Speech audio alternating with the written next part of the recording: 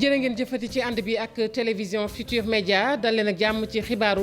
digg bëccëg bi ponk ya ca gën a fës bokk rek ci accident bu metti bi nga xamante ne nag moo am fële ca boori Sibassor département booy dugg département bu Kaolack la ba ñetti doomu aadama ñàkk ca seen bakkan loole nag li ko sabab bokk na ci benn taxi boo xamante ne ma nga bàyyeekoo ca Gandiaye gannaaw nag ba mu moytu nee nañ benn charrette daal ca la daal di rek mbëkkante ak benn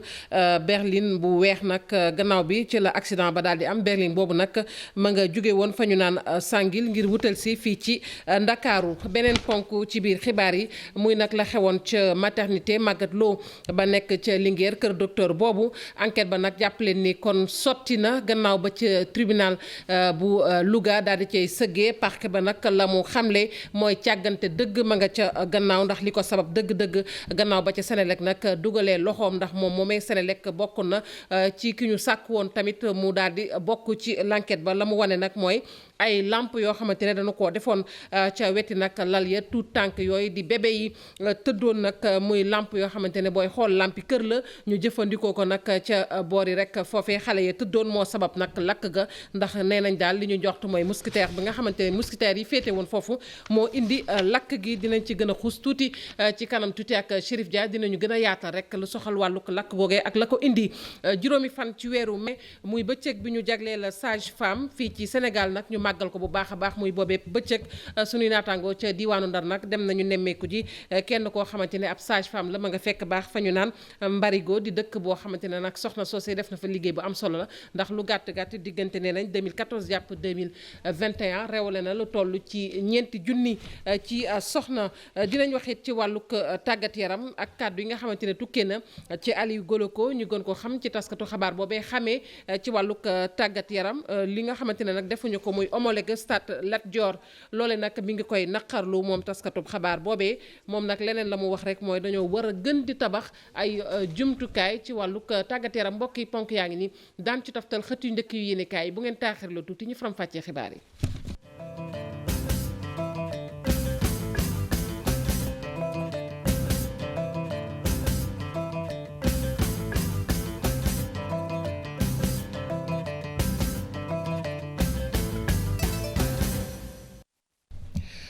dalee nag jàmm ci xibaaru digg bëccëg bi ñu doore ko rek ci tënk ak accident bi nga xamante ne nag moom moo am fële wax naa ko sànq ci ndoxteel li booy dugg Sibassor la ca département bu Kaolack ñetti doomu aadama ñàkk nañu ci seen bakkan juróom-ñaar jële ci ay gaañu li ko sabab nag bokk na ci benn taxi la ñu ne moo bàyyi ko ca Gandiaye ba muy moytu nag benn charrette ci la mbëkkante ak benn berline bu weex berline boobu nag moom ma nga bàyyi ko woon Sangil ngir wutali Ndakaaru Njaay ñooñee nag nga xamante ne ñoo ca ñàkk seen bakkan yóbbu nañu leen fële ca kër docteur ba nekk ca Kaolack muy hôpital El Hadj Ibrahima Niass. waxoon naa ko tamit ci ndoxteel li mu soxal nag xam ngeen ni accident ba amoon ca maternité Magatte Lô bu Linguère muy lakk googu taxoon ba ñeent ci liir ñàkk ca seen bakkan enquête ba jip na li ko sabab nag wax nañu ko ab lakk la boo xamante ne càgganteef dëgg-dëgg ma nga ca gannaaw Chérif Dia waxoon naa ko moom la ñuy dalal ci plateau bi Chérif maa ngi lay nuyu bu baax a baax. téléspectateurs yi. ma ngoog ni ma ko waxee rek mu mel ni kon l'enquête ba daal tukkee ca parquet bu Louga am na li mu biral. waaw léegi le procureur de la République près le tribunal de grande instance bu Louga génn benn communiqué yi wax rek tolluwaayu enquête bi li ñu ci mën a jàpp nag Fatou Kiné mooy ubbi na information contre X d'abord wante tamit ñetti doomu aadama yoo xamante ni jàpp na ni xëy na ñoom seen sàggante tax na ñu yegg si fii ki ci ndëkk mooy soxna Khady Seck moom mooy aide infirmière bi nga xamante ni moom moo waroon a kon surveiller salle ba ak Fatou Sy chef service pédiatrie wante tamit ka nekkoon directeur bi tam mu tekk ndomba tànkam bërki démb bi di docteur Abdou Sarr donc ñetti doomu aadama yi procureur de la République ubbi na information judiciaire contre ñoom wante tamit ak alaxam muy X ndax dafa jàpp ni moom procureur ci communiqué bi nga xamante ni génne na ko sànq bi ñu wéy lépp enquête bi woon ay techniciens Senelec ñu dem xool ndax affaire bi court circuit la am déet bi ñu xoolee nag nee na disjoncteur bi sotewul donc bi ñu wëyalee enquête ba léegi ñu nemmeeku ne kon la war a indi lakk ga ma nga jógee kon ca couveuse ba maanaam fa nga xamante ne dafa xale yi nekkoon te loolu aw tàngoor a ko waraloon maanaam lampe yoo xamante ne 60 watt la mooy lampe yi nekk yi ñuy jëfandikoo ci kër yi waaw lampe yooyu la nekk xëy na lampe ba nam def ak moustiquaire bi maanaam sànke ba tàngal ko ca la lakk ga daal di amee ba nga xamante ni kon ñeenti gone yooyu mujj nañoo ñàkk seen bakkan ci boobee lakk moom procureur ba léegi buñ sukkandikoo ci mbir yi te tamit lim nemmeeku mooy saal ba dañ koo tëjoon ci ba léegi ci communiqué bi te tamit kenn nekk foon di surveiller. amul sax loo xamante ni kon caméra de surveillance te barab bu fa mu nekk ak dispositif caméra yeeg yu ni toll na ci 500 mètres kon mu jàpp ni bu fa nit nekkoon wala yooyu duñ yegg si fii moom moo tax kon procureur bi daal di moo yëpp utiliser kon imprudence ak acte de négligence kon muy càggante ci tënk kon ci wàllu wolof soxna Fatou Kiné kon procureur ba tax na kon mu daal di wéy léegi li nga xamante ni mooy information judiciaire boobu. ma ngoog xam naa Chérif dañ lay bàyyi rek ndax xibaar yi nga indi am na solo mu mel ni buñ ca xuusee daal daañu gën a gis ay mbir ca biir ñu lay jaajëfal bu baax a baax Chérif Dia ci tënk boobee ñu dem fële ca Kaolack nag la ñu fa nemmeeku bokk na rek ci chambre de commerce yi ñu ne nag foofee booy xool daanaka Kaffrine sax la ñuy wax chambre de commerce daal léeg-léeg dañuy jànkonteel ay jafe-jafe ak yéex dañu ko nemmeeku ci anam yi ñu joxe nag registre de commerce yi ak ni ne yaaye moo waral nag mbootaay gi nga xamante ne moom moo ëmb chambre de commerce yu Sénégal taxaw tembe rek ngir indi saafara ci jafe-jafe yooyu ci kawit ñu xool yan matuwaay la ñu jël projet boobu nag daal di nañ koy fësal ca chambre de commerce bu Kaolack ci teewaay ay opérateur économique Ibrahima Diamé. processus la woon bu nga xam ni bari woon na ay gàllankoor lool ngir mën a jot li ñuy duppee NINEA wala bokk registre de commerce pour ñi nga xamante ni dañu bëgg a soobu ci lii di entrepreneuriat wala commerce loolu moo tax mbootaay bi ëmb chambre de commerce yi kon daal di dajaloo ngir andi li ñuy duppee dématérialisation maanaam lépp ñu daal di koy defee ci internet bi. lenteur administrative pour obtenir registre de commerce loolu daf ñu doon handicapé lu bëri donc loolu yaakaar naa ne tey dina faciliter obtention registre de commerce bi donc dina faciliter suñu taxawaay ci doing business bi aussi. waa DER nag di délégation à l'entrepreneuriat rapide ñoom ñi nga xamante ne ay partenaires chambre de commerce bi lañu ñu ne kon lii dina gën a yombal seen liggéey ak ñoom gën a renforcer kon seeni partenariat. li ñuy def yëpp maanaam day concourir à un secteur économique dynamique à un environnement des affaires maanaam. économie bu viable environnement des affaires bu sain bu dynamique. juróom ñaari président chambre de commerce yu bàyyeekoo kon ci juróom benn diwaan ci Sénégal ñëwoon nañ fekkee lancement bi de ñu yaakaar bu baax a baax ne lii bokk na ci lii gën a révolutionné lii di doxinu chambre de commerce yi.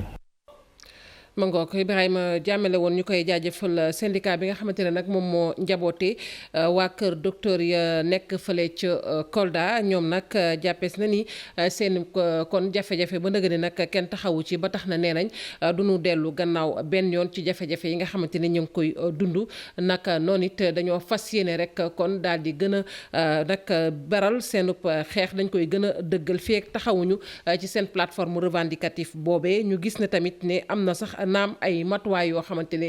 kilifa yi ñu ko doon junju waaye ba nëgë ni nag dafa des ñu jëfee ko ñu teewlu ko ñu naan Babacar Bodian moom moo jiite intersyndical bu liggéeykat yu kër docteur yooyu ci micro Abdoulaye Diallo. hôpital régional de Kolda dafay jànkoonte ay jafe-jafe donc ci kaw loolu nag intersyndical bi commencé woon nañu mener ay plan d'action ñu nag population bi comme suñu santé la interpellé directement moo tax ñu ñëw jàpp ci xeex bi. donc jot nañu def benn plan d'action boo xamante ni sitting la woon ak intersyndical bi mais aussi def nañu benn marche pacifique donc marche pacifique boobu moo taxoon ba jot nañu am quelques réactions yu mel ni gynécologue bu ñëw bi mais aussi ay quelques lits de réanimation donc loolu doyul lu ci des yëpp ay promesse la ñun tey Kolda weesu nañu promesse. hôpital bi nga xamante ni nekkatul hôpital régional hôpital sous-régional la donc je pense que promesse que c'est téyewu ko donc ci kaw loolu ñun population de Kolda dañuy génn jàppale intersyndical bi pour réclamer suñu droit à la santé. mangook ñu daal di rek wax ci bëccëg bi nga xamante ni moom la ñu jagleel sage-femme yu Sénégal nag ñu daal di koy màggal ci àdduna wërngal këpp la sax Sénégal nag di ko baaxoo moom it di màggal at mu ne fële ca diwaanu Ndar loolu nag moo sabab ñu dem seeti kenn koo xamante ne nag kon ma nga féete ca dëkk ba ñu naan Mbarigo muy liggéey lu am solo moom boobee sage-femme diggante 2014 jàpp 2021 lu toll ci ñeenti junni ci soxna réewle ne leen mu nekk liggéey boo xamante ne nag ñu bari ci dëkk ba ña ngi koy rafetlu nataalam nag dañu ci ànd ak Ousseynou Diop ma ko seeti woon. naam lépp mënul matale mais li ci ëpp yëpp réglé nañ ko en partie bu ñu wax ci waxi spécialiste yi Kolda am na pédiatre Kolda am na gynécologue am na urologue am na cardiologue am na néphrologue am na chirurgien su loolu wéyee ci affaire jumtuwaay yi danañ léegi def visite ak directeur bi ak médecin chef de région ak équipe bi ma àndal yëpp demee ci laboratoire bi lépp lu fa nekk ci jumtuwaay pour def analyse sang muy biologie muy hématologie lépp mën nañu ko def test Covid yi sax mën nañu ko fi defee li ñu def pour Fann li ñu def pour Dalal Jàmm ak Ourossogui moom mooy pour Kolda am na scanner dinañ ko installé bu yàggul parce que def commandé nañ ko ba pare acheminement bi moo des yéex bi affaire Covid bi moo tax ñuy wax donc soo gisee globalement au niveau de la réanimation Kolda mënu woon jël en charge malade Covid yi nga xam ne dañu jël réanimation parce que dafa amoon ay jumtuwaay yu manqué jumtuwaay yooyu ñu ngi koy saafara am na juróom-ñetti lal yoo xam ne lal réanimation lépp lu ci war muy respirateur muy scope muy pousseur dinañ ci am commencé nañ joxe lal yi donc ce qui fait que fii ak ay semaine document yëpp ñëw bañ installé ko bañ testé ko Kolda dina mën a jël en charge réanimation pour 8 malades. ma ngoog muy jiital kër docteur ba nekk fële ca Kolda ni ngeen ko déggee nag kàddu yi tukkee ci moom muy wax rek le ni que docteur yi ci diwaan yi tey taxaw nañu rek ngir mën a dékku yenn jàngoro yi muy kàddu yoo xamante ne sunu naataango moo ko taataan ñu wax ci wàllug alam geek nees fexe rek ba gën ko ñoŋal rawatina nag njëmbatub garab bi nga xamante ni kii di Ali Aydar am na ci nag mbébét atum 2023 sababam nag mooy fexe rek ba ñu jëmbat lu toll ci benn milliard ci garab moom coordonnateur bu agence sénégalaise bu reforestation nag ba moom moo nekkoon ca diwaanu Kaolack gannaaw ab nemmeeku bu mu fa doon amal mu ànd ci nag ak njiital chambre de commerce bu Kaolack xalifa bu Medina Baye moom moo leen dalal foofe nag la fa yëkkati ay kàddu moom Ali Aydar ci yéene bi nga xamante ne am na ko ci alam gi mu jàpp ne nag dañ koo war a gën a sàmm ñu teewlu ko ci micro Ibrahima Diamé. dañu am yéene jëmbat ay garab Kaolack waaye jëmbat garab mi ngi tàmbalee ci doomu garab wax naa ni képp ku lekk tàndarma nga woor nga dog ngay lekk tàndarma na nga denc xoox bi boo xamul foo ko yóbbu na nga ko yóbbu ci jàkk yi ñun dinañ ko jël si. Kaolack dina am 200 000 garab waaye li ma gënal du ma jëlee garab nooto guy jama ay jigéen yu mel ni jigéenu Kaolack defar ko. ma indi ko fii Kaolack dama bëgg jigéenu Kaolack yi ak xale yi Kaolack yi am seen pépinière defar seen garab sama objectif mooy 1 milliard d'arbres pour le Sénégal en 2023. waaye loolu doyul bu ñu defaree garab ci benn place ak lu mu bëri dina am ku ko mënul jël si ñu ne kon na nit yi ci biir dëkk yi ci biir village yi ci biir kër yi nit yooyu na ñu defar ñoom seen garab. port minéralier ak vraquier bu nekk fële ci Bargny nag sendu liggéey ba kon dana noppi atum 2022 ba ñu jébbal ko rek ñi ko yellool jëwriñ ji di Alioune Ndoye moom nag moo demoon rek amal fa ab nemmeeku ñu dénk ko nag wàllug napp gi jëwriñ ji nag di rafetlu bu baax a baax liggéey ba ak tolluwaay ba foofee Abdou Diouf Diagne Ahmadou Bamba Samba. ko ci lu tollook ñeenti téeméer ak juróom-ñett fukk ak ñetti hectare port vraquier ak minéralier bu Sendou Bargny ñetti pôle ñoom ñoo fa nekk benn bi ñu daal di koy jagleel li nga xam ne mooy céréales yi ba ca des wàllu hydrocarbure bi ci des nag wàllu industrie yi bu lépp ñoŋee projet bi nga xam ne ay privé ñoom ñoo ko amal dina mën a pare fii ak atum 2022 wante nag data boobu faawu yenn gàllankoor yi nga xam ne moo téye projet boobu ñu daal di koy dindi. doon wax mooy que ni pour liggéey port bi mën a continuer soxla nañ ndox. donc il faut que loolu ñu régler ko parce que am na loo xam ne état la war am na loo xam ne promoteur privé bi la war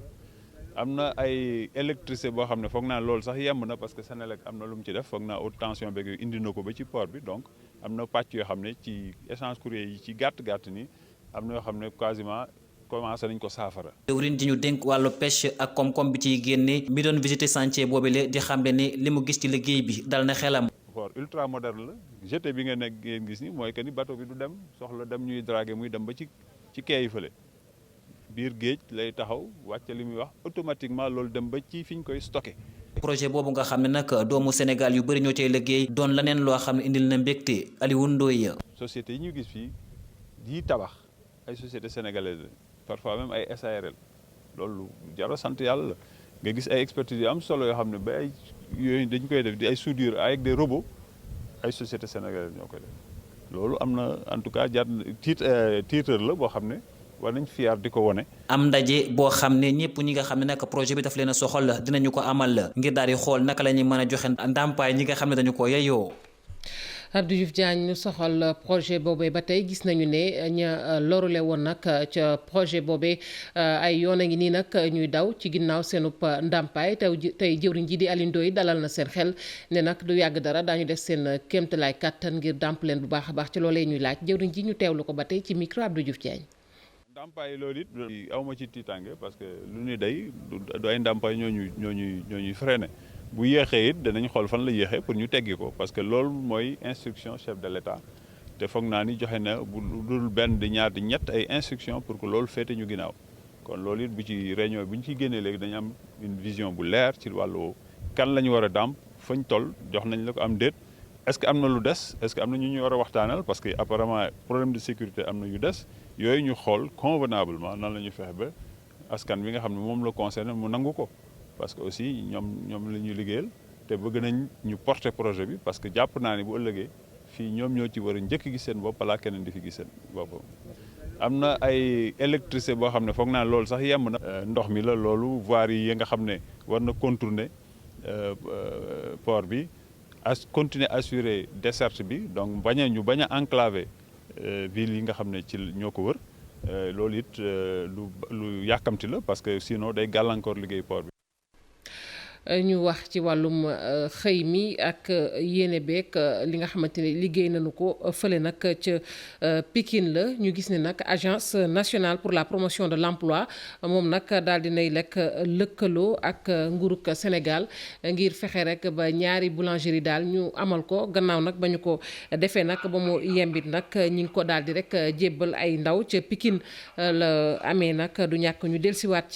ci suñu yeneen jotaayu xibaar gannaaw ba ñu leen jébbalee rek lu soxal kon boulangerie yooyu ñoom nag ñi ngi ci jël ay ndaw yoo xamante ne ñi nga cay liggéey seen lim toll ci juróom fukk loolu yëpp ñu jàpp ni bokk na ci liy gën a dooleel xëyum ndaw ñi ci réew mi.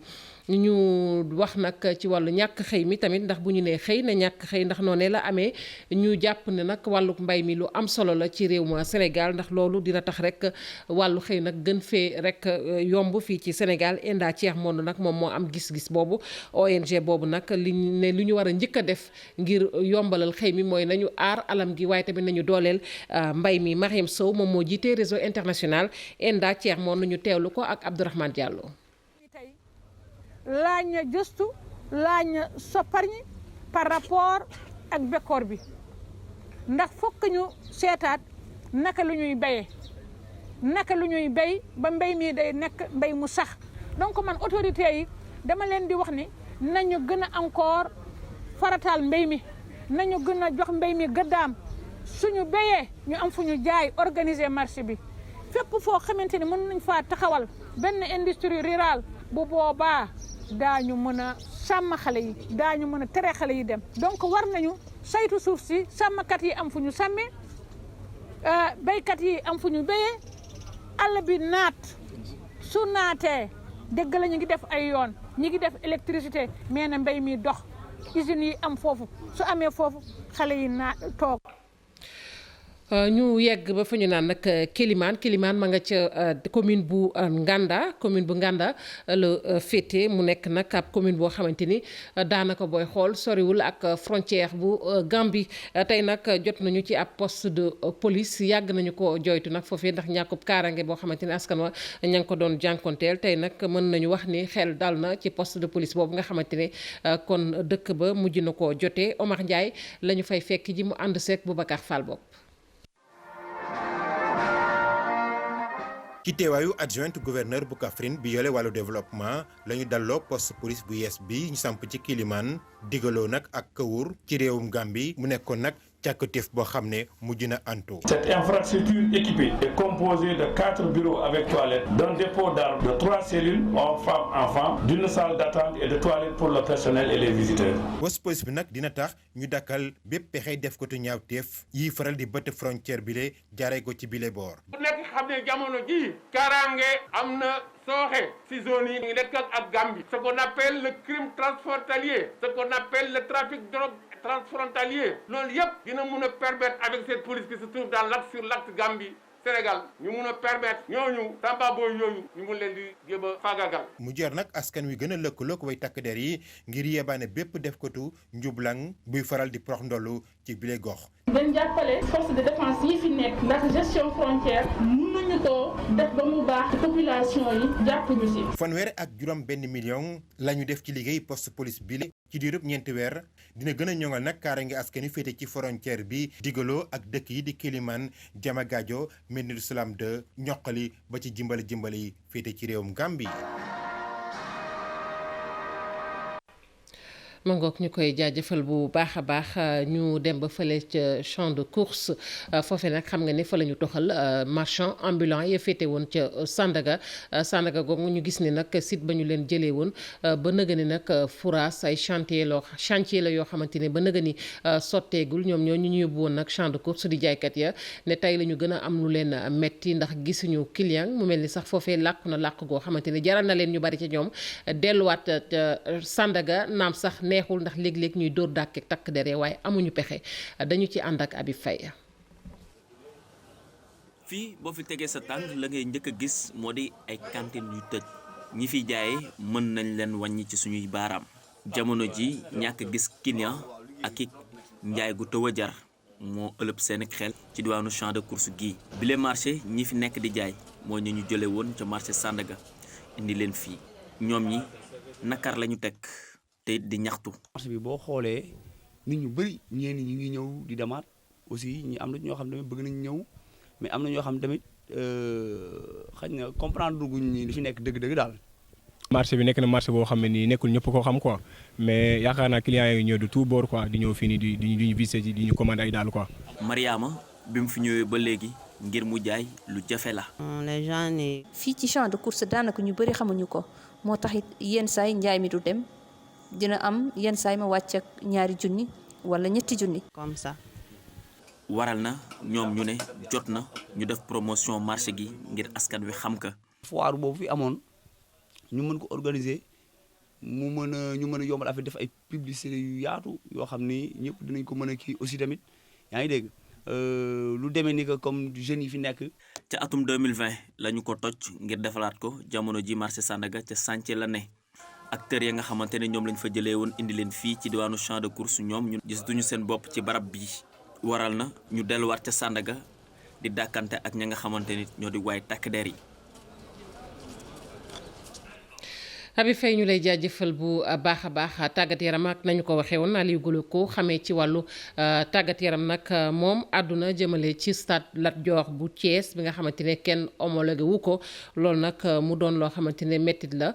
mu gis ko moom taskatub xabaar boobee ndax jàpp nañ ni war nañoo gën a jox nag gëdd jumtuwaay yi ci wàllug wér-gu-yaram ci wàllug tàggat yaram ni ñuy fexee rek ba gën leen a tabax loolee jàpp na ni lu am solo ndax léeg-léeg ay joŋante yu mag dafay am. te wax dëgg suñu stade yi nag anam yi nekkee dina tax nag duñu leen sopp loor ngir di fi amal jongante yu mag yooyee mangook yegsi nañu ci xët yu njëkk yu yéenekaay dañu ci ànd ak El Hadj Assane Gueye. dabagul waa Ndengeleer ak Sédiment tey la wàllu gën a aay ci ayoo gi ba ci ñu amee gaañu observateur ne préfet département bu Mbour jël na dogal nag dakkal faf bépp liggéey foofe ca suuf sa jur réero bi kilifa gi jël dogal bu ni mel ndax di moytu mu ne yëf yi mu ëpp loxo yëf yi mujj jur ak ñàkk dal ci penc mi ci yéenekaay bu groupe Futurs Médias waa Ndengeleer naan ca pare nanu ngir tënku ci bépp règlement ci wàllu saafara ay wi war a tukkee ci kilifa yi waaye nag lañ dul nangu mooy waa Sédiment di continuer seeni travaux ñoom ñu toog seeni kër bañ a bay la woon daaw duñu ko nangu su dee ñu ne saafara amul fileeg nawet bi su ndox tuuroo dina nu bay ay nag du yam ci bopp borom Le Quotidien la muy tiit mooy yëf yi mujj jur ay weneen maanaam diggante waa Jilax ak waa Ndengeleer ndax ñu ne Jilax ñoom Babacar Ngom ak projet am la nu jàppale baykata ngi beneen yéeme lool di baykatu yamba tool ba mu ngi ko daan ñongale ci seen kër ci terrasse ba ca Kër Massar Les Échos nu ko xamal teg ca ne du moom kese Brésil la woon waaye gendarmerie gàntal na seeni pexe borom tool ba ay waay juróom ne musunoo naa ne ndox ne toolu yambaa ngi ci kër gi tiim leen ñu waxtaane wàllu jumtukaay sport yi Sénégal ak cooxe gi ci kilifa football gi FIFA ñoo yabaloon inspecteur ñu gis ne amul benn stade fii ci Sénégal bu mun a dalloo match gaynde football yi fédération bi indi ci leeral témoin ne ay waxi ku daanu ci saret ministère des sports it naka noonu waxi noppi moo waral yéene kaay bi ne Mactar Ba Augustin Senghor taq nañ ci ripp donte nag témoin nee na Sénégal am na wërsëgu ko desee wërsëg fu ndaw ak bëttalug match premier tour éliminatoire coupe du monde 2022 jële ko weeru juin yóbbu septembre Sénégal yéene kaay bi fàttali ne mooy premier ci classement FIFA waaye ndadde ci wàllu jumtukaay yi Libération jàpp ne mbir mi gàcce gu rëy la ca nag ñamu ko séddale mooy ministre Mactar Ba ak président Augustin Senghor ndax nag ñu ne li FIFA kale Sénégal ay détails yu sew sewaan la limab wanag yu doyul ci stade Lat Dior ak ay wàllu vestiaire ak yeneen yéene kaay bi ne fukk ak juróom-ñetti fan ci weeru mai bii nag yeneen i ndaw yu kaaf daañ fi dellu si ngir xool ndax liggéey ya ñu waroon mottali mat naam déet Ageroute moom ministre Mansour Faye bëgg na ci moom def na liggéeyam na mu waree laa sa ko wax ak autopont Lobat Fall bi ñu doon ubbi démb ci circulation bi liggéey bi ci diirëb diirëb juróom-benn weer lañu ko def ñoom Ageroute ca ñu sóoraale woon ko ci fukk ak juróom-ñetti weer ministre Mansour Faye bëgg ca teg ca xamle it ubbite geneen ñeel autopont beneen bu Kër Massar laas jàpp ne banlieue bu Ndakaaru ci boppam la ñu désenclavé ci lu bar fast track wàllu politique ak lu ñeel fichier électoral bi muy kàggu mi def mbindu mi ngi riwote la tribune ne lu bari ci lu yanuwul maanaa yu xel nanguwul gis nañ ko ca biir fichier boobee bokk na ca lu ëpp juróom-ñeenti téeméeri junni aji wote yu bindu ak i kayiti juddu yéene kaay bi ne ba tey kon gindi ko amagul diggante nguur geeg opposition bi lu ñeel boobee fichier waaye lu ñeel datop wotey gox-goxaan yi Les Échos moom gis ne mbóot yu rëy lañu fekk ci fichier bi juróom-ñeenti téeméeri junni ñu bindoo ki kayiti juddu juróomi téeméeri junni yeneen yu ko defee ak certificat de résidence moo waral sax ñu ne auditeur fichier bi jàpp ne dañoo war a génne ci loxoy maire yi li nga xamante ni mooy ndefarum certificat résidence yooyee am na it ñu ne ay bindu bees yu nu gis ca biir ca nekkunu ci période de révision fichier électoral fichier boobee nag wóor naag wóorul manes na ko demee woteem déet Sud Quotidien la mu gis mooy société civile bu Sénégal ci boppam ak waroo daa am seen biir ci wàllu gis-gis ana kan mooy fexeel ministre Abdoulaye Diouf Sarr laaj la bu lii Quotidien xëy def tey ndax ñu ne cong gi bawoo fu ne jëmee ci moom ca nag ay mbokki boppam ñu bokkal langue politique moom jëwriñ ji nag ne ca liggéey ba yëgalu ko yaramam li Quotidien ne du ñàkk ndëgërlaay guni mel mu ngi ko gañee ci xeex corona bi maanaam am ca capacité de résilience ndëgërlaay googee la jànq yi ci kër yi amul ñu leen di woowee mbindaan ak ñi foog ne lu nu yëkkati rek teg seen kaw Le Soleil moo xëy def ca gëstu ci seen nekkin woowee mu méngale daanaka ak safara ci waxin Amar Diop inspecteur du travail ne nit moom boo ko xasee di liggéeyloo rek ak pay am ca jàppal ni contrat dox na seen digg contrat de travail kon fu mu la yóbbu jot sañ-sañam métier bi nag di daan doole gi ci kër yi yéene kaay bi ne ak agence de placement yi dafa mel ni ñu ngi koy formaliser ndànk-ndànk Le Soleil fekki nag jànq yooyee ca fa nuy dajaloo ñenn ci ñoom ci Liberté 6 fii ci Ndakaaru kuñ ca daan Maam Jaara di xamle ni moom Nord Foire la nekkoon di liggéey waaye patronam sonal ko witt liggéey guddi ak bëccëg liggéey bu amul ak dallu jaara ko li moom it di nettali la mu dund ci Rufisque nekkoon Grand Yoff di bawoo foofee wutali ci Tëngéej daan fa liggéey ci kër R+3 mu ne fa beere guddeeg bëccëg ci 40 000 francs kese paas ba ca la lekk gën a ko noonu mu ne daa mujj bàyyi ngir wérgu yaramam ndax nag njariñ loo fekkee Mariama Thiam moom la muy nettali mooy sàcc bu ñu ko daal di jiiñ ci kër gum daal liggéeyee ba tey mu ne ca xol ba métti ko lool mu ne dañ ko sax fayloo muy liggéey ñu koy dag payoor ga ba mu mat mu mel ni kon yërmande war na ñenn ñi liggéeyloo jànq yooyee ci kër yi waaye ñenn ci ñoom jànq yi sant Seck ak Jaw lool war a xoolaat seen doxalin.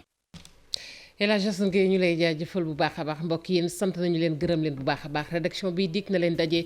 ci yeneen jotaayu xibaar ñu leen di ñaanal kenn dal ak jàmm te di ko sàkku ci yéen.